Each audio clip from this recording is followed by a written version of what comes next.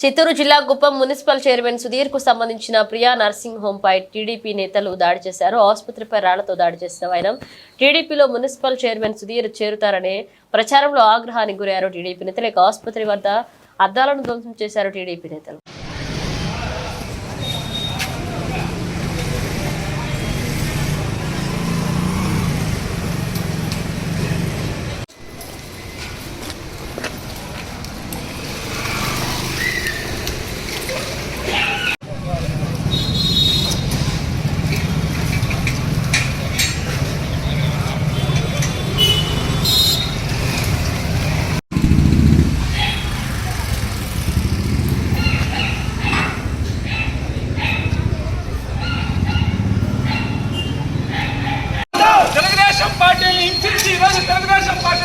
party కార్యకర్తలు పైన పెట్టిన సుధీర్ కేసును వెంటనే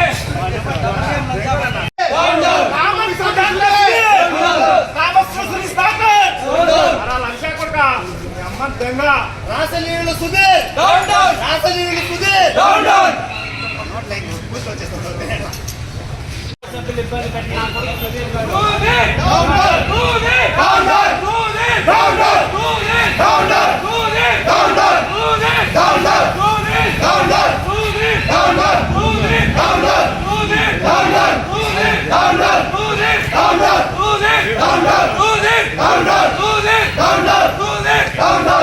తెలుగుదేశం పార్టీ పైన అక్రమ కేసులు పెట్టిన సుధీర్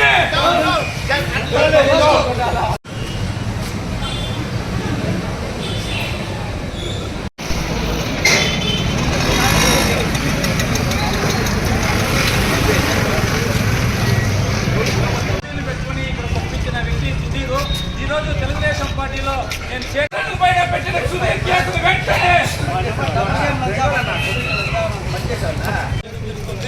తెలుగుదేశం పార్టీ చంద్రబాబు నాయుడు గారికి జరిగింది అనే వ్యక్తి గత 5 సంవత్సరాలుగా తెలుగుదేశం పార్టీ కార్యకర్తలు